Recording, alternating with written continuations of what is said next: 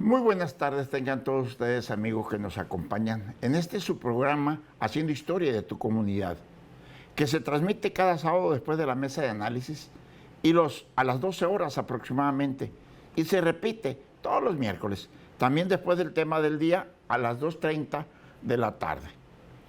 Nos encontramos transmitiendo en este su canal de televisión Mega Canal, en el programa Mega Noticias, desde la ciudad de Los Mochis, donde las palmeras alcanzan el cielo y se mecen borrachas de sol. También es la puerta de entrada al Cañón del Cobre de la Sierra de Chihuahua y la ciudad más progresista del noroeste de la República Mexicana. Es uno de los graneros de México y solo quedan los últimos vestigios materiales de los colonos que se ha ido borrando con el tiempo, pero permanece esta dinámica ciudad de Los Mochis que perpetúa al hombre de aquellas tierras donde los norteamericanos sembraron la semilla de este magnífico fruto que hoy estamos presenciando. Esta es nuestra hermosa ciudad de Los Mochis.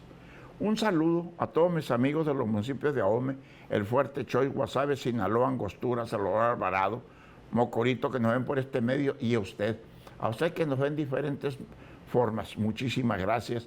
Estamos al pendiente con ustedes y nos vemos el próximo sábado. Quinta parte del quinto encuentro biestatal de cronistas historiadores de Sinaloa y Nayarit.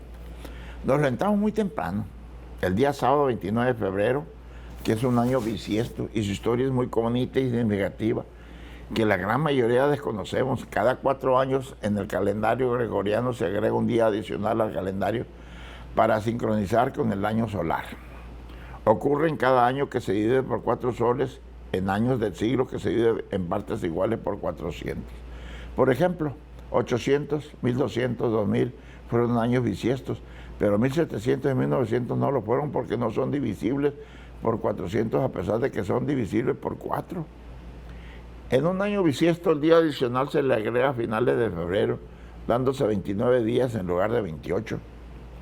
El día adicional se llama día bisiesto o día intercalar, periodo de 365 días, 366 días los años bisiestos, dividido en 12 meses que empieza el 1 de enero y termina el 31 de diciembre. En el año de 1945, año bisiesto o año intercalar, año que tiene 366 días en lugar de 365, en el que febrero tiene 29 días en lugar de 28, se repite cada 4 años, excepto cuando el año acaba en 2 ceros. Año bisiesto es una expresión que deriva del latín bixtros, dies repetido el 6º día antes del primer día del mes de marzo, que correspondía a un día extra intercalado entre el 23 y el 24 de febrero por Julio César. El 24 de febrero es el 6º día antes de las calendas, primer día del mes de marzo. Los romanos no contaban los días del mes del 1 al 31, sino que tomaban 3 fechas de referencia, calendas, nones e idus. Véase calendario romano. Para contar se incluía el día de las referencias, en este caso el 1 de marzo. En el calendario gregoriano, que es el que se emplea en la actualidad y que fue instaurado por el Papa Gregorio XIII a partir de 1582, este día extra se sitúa al final del mes de febrero, 29 de febrero. Se añade para corregir el desfase que existe entre la duración del año trópico, 365 días, 5 horas y 48 minutos, 45.10 segundos. Al año calendario de 365 días, esto requiere que cada 4 años se corrige el año calendario por una acumulación no contabilizada de aproximadamente 1/4 de día por año, que equivale a un día extra. En el calendario juliano se considera bisiesto los años divisibles entre 4, resultando años del 365.75 días. Esto pone un adelanto de unos 11.25 minutos por año respecto al año trópico. Pues no parece mucho más, pero solo en 500 años supone un desfase de casi 4 días. Si es necesario acortar el año y así de calendario gregoriano se establece. Después de esta descripción nos preparamos para salir a desayunar al mercado. Nos fuimos varios en una gran mesa, nos sentamos a platicar mientras nos servían. La gran mayoría pedimos machaca acompañada de frijolitos, panela y un buen chanatito de postre y comimos capirotada, que por cierto estaba muy sabroso, todo y bien servido. Nos fuimos al hotel para estar listos a las 9, que era el registro. En el comedor se encontraban muchos compañeros que estaban desayunando. Nosotros no sabíamos que se tenía cocina y no nos quejamos. Desayunamos muy sabroso y no nos arrepentimos. Fuimos al CENMAR, donde salía el encuentro, todos a registrarnos. Quien estaba cobrándonos fue nuestro tesorero, Mario Alvarado Montenegro. No sé las razones de por qué no asistió.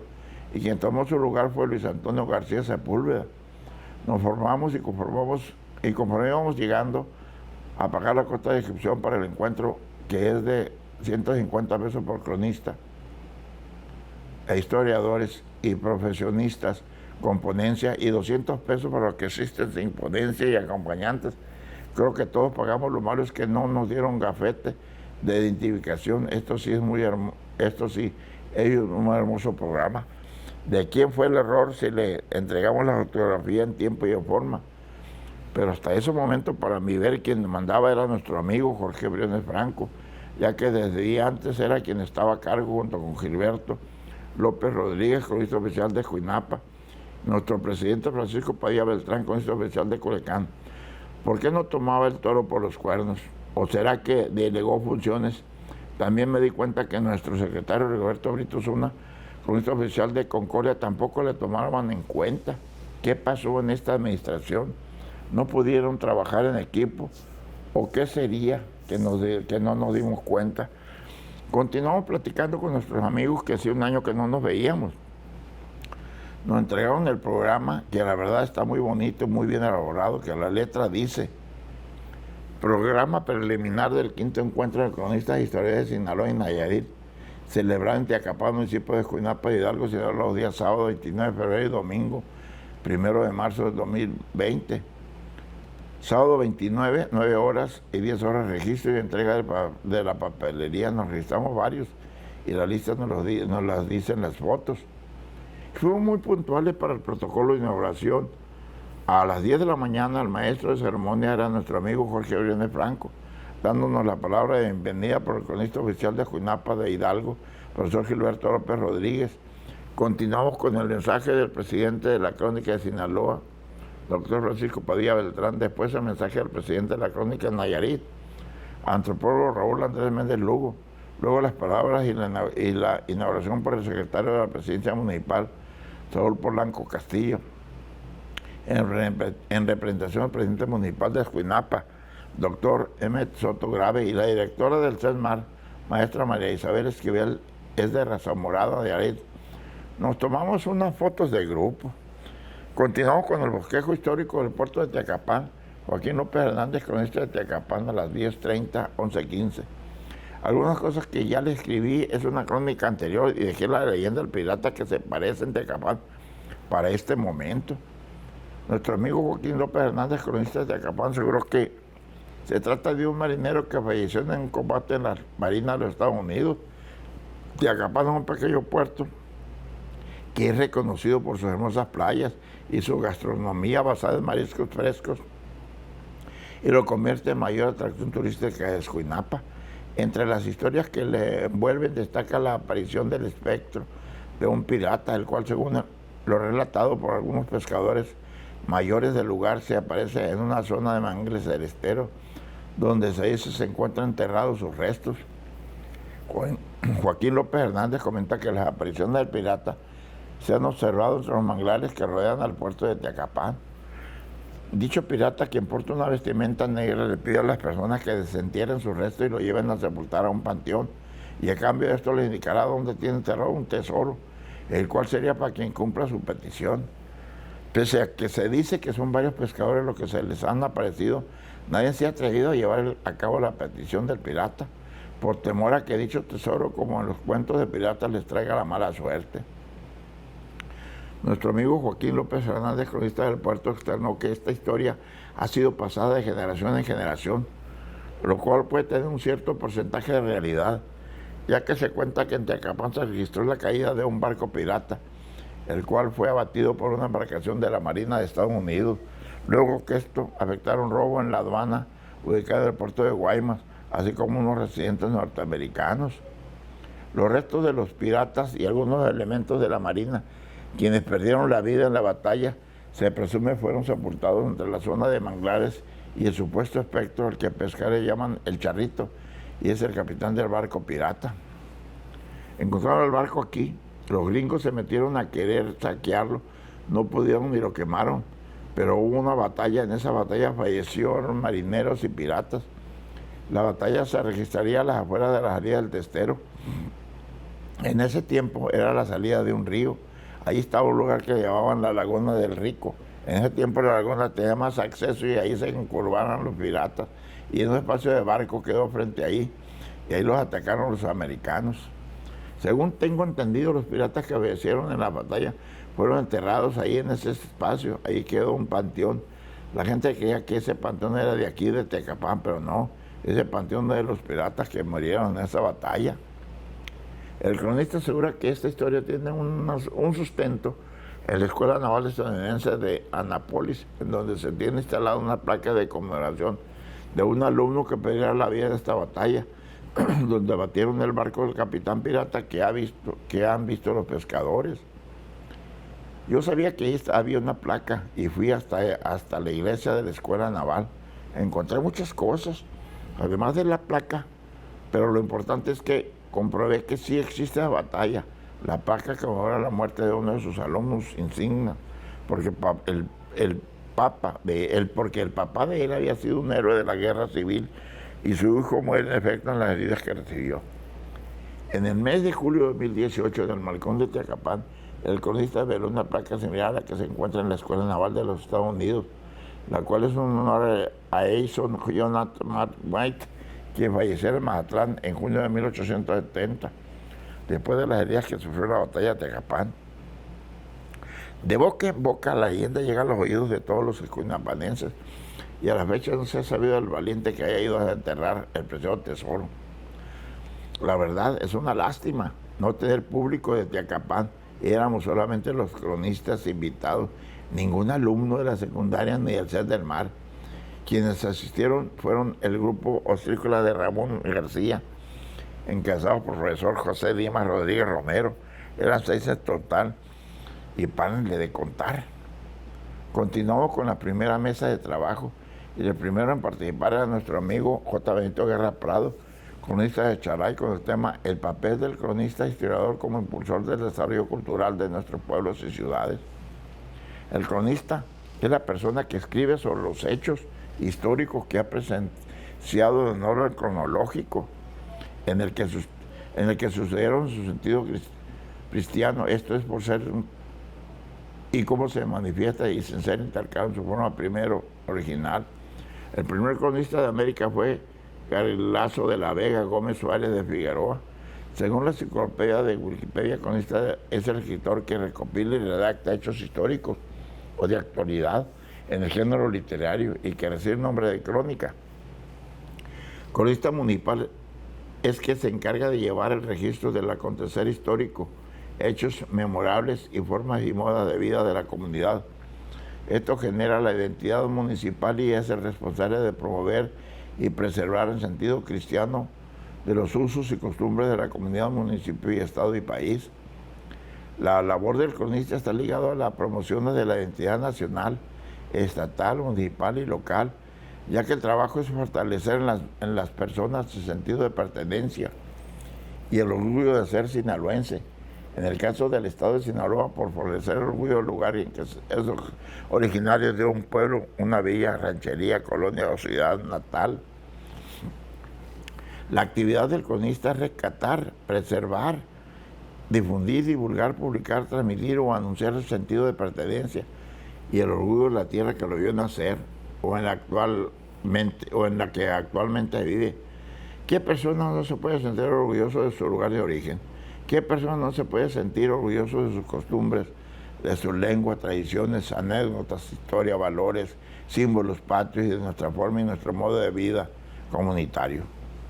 La pertinencia y el orgullo se fortalecen si el cronista rescata, preserva, publica y difunde todos aquellos elementos que identifican a la región del municipio, identifica con conocimientos de causa sustentable en el conocimiento pleno de los elementos de identidad citada. Por eso el cronista está obligado a fortalecer jurídicamente su trabajo como cronista, ya que será el rector principal y promotor de nuestra identidad. Cuando el cronista hace el rescate, la promoción y difusión de la identidad, toma en cuenta algunos aspectos que regula el artículo 2 de la Constitución Política de los Estados Unidos Mexicanos, como algunos. La nación tiene una composición pluricultural sustentada originalmente en sus pueblos indígenas. La consecuencia de su identidad indígena debe ser criterios fundamentales para determinar quiénes se aplican las versiones sobre pueblos indígenas. Son comunidades integrantes de un pueblo indígena aquellos que forman una unidad social, económica y cultural. El derecho de los pueblos indígenas sobre la libre determinación que se ejercerá en un marco constitucional autónomo que asegure la unidad nacional. Algunos gobiernos estatales señalan que en nuestra cultura mexicana se manifiesta algunos aspectos como el orgullo de ser mexicano y cuyo valor humano le permite fortalecer la divulgación de nuestro patrimonio cultural, que esa actividad le corresponde al cronista municipal. ¿Por qué razones es importante en los municipios la figura del cronista municipal? Por la importancia de dar al municipio la identidad de sus comunidades. El cronista registra el acontecer histórico, cosas memorables y formas de modo de vida de las comunidades que generan su identidad regional y local en un pueblo o municipio. Él va a ser el encargado de llevar el registro histórico, hechos memorables, formas y modos de vida que generan la identidad municipal. Es responsable de promover, preservar los usos y costumbres de las comunidades, promover los valores universales de la comunidad, promover el respeto a los símbolos patrios, dar a conocer el devenir histórico y acontecer diario del municipio. Todo esto solo se logra a través de la crónica. La crónica es muy necesaria, ya que a través de ella se van a regularizar los hechos pasados y actuales de alguna situación realizada. La crónica viene a ser una voz de alerta y de reflexión, ya que no solo se refiere a la narración o a la descripción del pasado o algunas tradiciones o costumbres.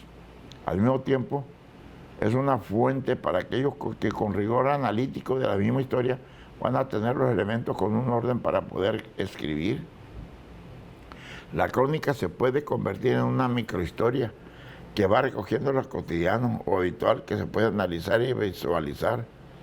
Las características propias de los hechos, costumbres actuales y pasados, que está relacionado con el patrimonio cultural, que la sociedad proporciona en su avance o pérdida de sus ideales, que los pueblos tienen para vivir en armonía en su superación o en la transportación de los aconteceres.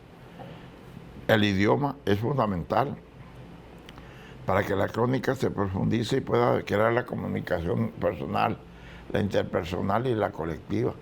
Y para esto es necesario que no se deje imponer de la modernidad.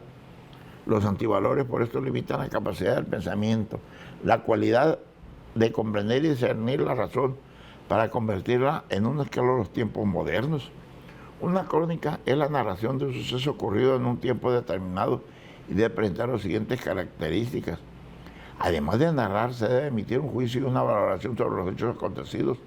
Tener su propio estilo con los elementos valorativos. Debe utilizar una narrativa para contar los sucesos y las importancias. Tener una descripción de interés colectivo y usar un lenguaje sencillo y claro. La función de la crónica es servir como una fuente de consultas, dejar una constancia de sucesos acontecidos, relatarlos tal y como sucedieron. Existen varios tipos de crónicas.